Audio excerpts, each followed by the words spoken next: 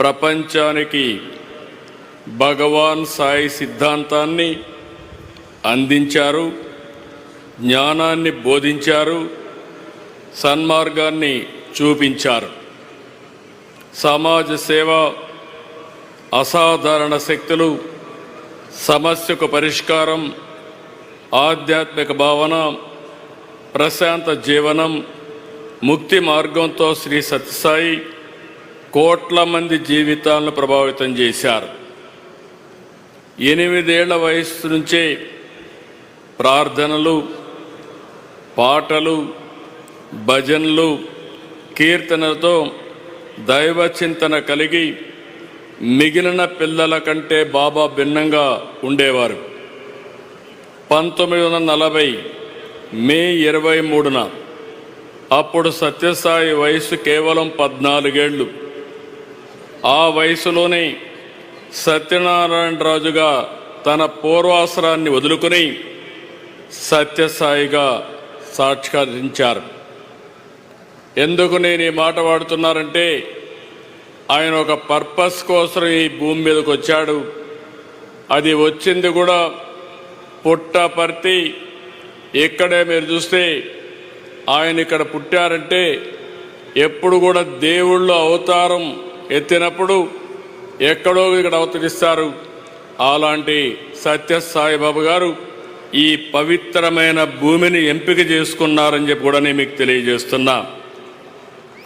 ప్రపంచానికి సాయి సిద్ధాంతం ద్వారా జ్ఞానాన్ని, సన్మార్గాన్ని చూపించారు. చిత్రావతి నది ఒడ్డున పుట్టపర్తిని ఆధ్యాత్మికతకు, దైవత్వానికి కేంద్రంగా మార్చారు. ఒక మాటలో చెప్పాలంటే మానవ రూపంలో మనం చూసిన దైవ స్వరూపమే శ్రీ సత్యసాయి. ఆ మహనీయుని 100వ జయంతి సందర్భంగా ఆయన సేవలు స్మరించుకోవడం మనందరి అదృష్టం. ఆయన చెప్పిన సిద్ధాంతం love all, serve all, help ever, hurt never. ఇదే ఆయన మనకు బోధించిన విధానం. సత్యం, ధర్మం, శాంతి, ప్రేమ, అహింస సిద్ధాంతాలుగా ఒక నూతన అధ్యాయాన్ని ప్రారంభించారు.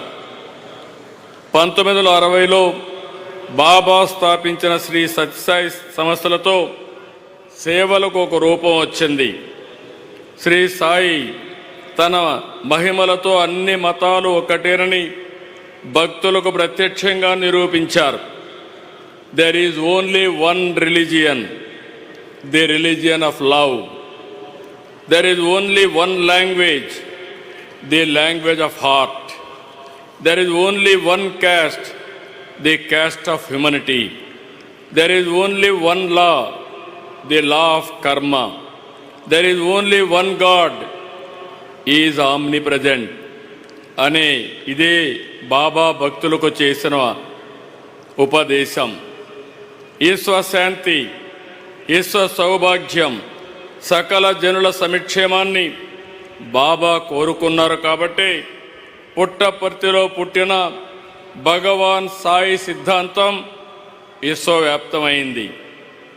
భగవాన్ మనోదర్శనం ద్వారా, ఇంట్యూషన్ ద్వారా దేశ విదేశాల నుంచి సంపన్నులు, దేశాధినేతలు, అత్యంత ప్రముఖులు వచ్చి బాబాను చూపిన సేవా మార్గాన్ని అనుసరించారు. ఆయన ఎవరిని రమ్మని అడగలేదు, వాళ్ళంతట వాళ్లే వచ్చారు. బాబా సిద్ధాంతాన్ని పాటించారు. వారికి డబ్బు, పేరు, పదవి ఉన్నా ఎక్కడా లేని మానసిక ప్రశాంతత ఒక్క పుట్టపర్తిలోనే సత్యసాయి బాబా వారికి అందించారని చెప్పి మరొక్కసారి విజ్ఞప్తి చేస్తున్నాను. ఆయన లేకపోయినా ఆయన నింపిన స్ఫూర్తి ఉంది. ప్రశాంతి నిలయం ఒక ఎనర్జీ సెంటర్. బాబా 100వ జయంతితో పాటు ఈరోజు మరో విశిష్టత కూడా ఉంది. ఈ పవిత్ర ప్రశాంతి నిలయం నిర్మించి నేటికి 75 సంవత్సరాలైంది. 1950లో నవంబర్ 23న ప్రశాంతి నిలయం ప్రారంభమైంది.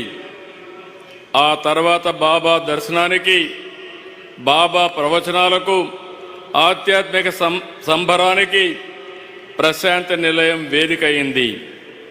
భక్తుల బాధలకు, సమస్యలకు, కష్టాల పరిష్కారం చూపే పవిత్ర ప్రదేశం ఈ ప్రశాంతి నిలయం.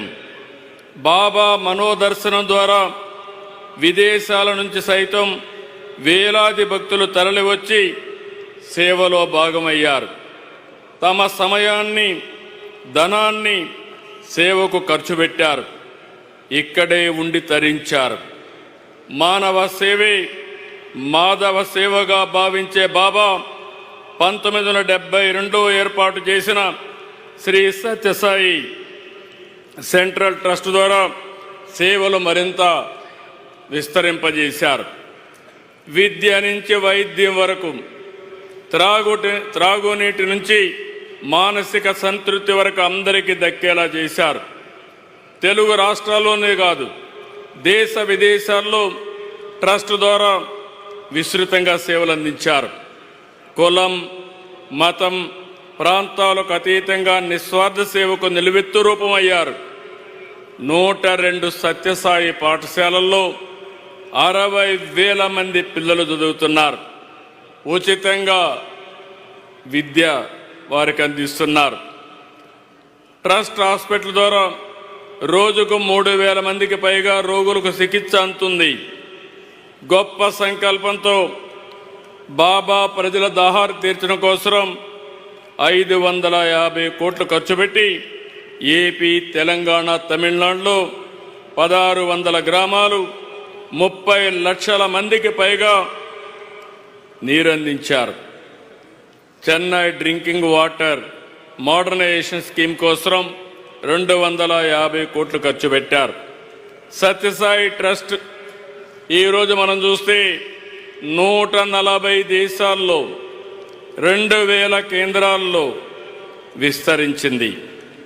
సత్యసాయి ఇంటర్నేషనల్ ఆర్గనైజేషన్ 10 జోన్లుగా ప్రపంచ దేశాల్లో సాయి సిద్ధాంతాన్ని, సాయి సేవలను ముందుకు తీసుకెళ్తా ఉంది. ఇంత పెద్ద ఎత్తున సేవలు చేసే ఆర్గనైజేషన్ ఎక్కడా లేదు. నేను చాలా గర్వపడుతున్నాను. సత్యసాయికి ఈరోజు 7,50,000 మంది యాక్టివ్ సేవాదళ సభ్యులున్నారు.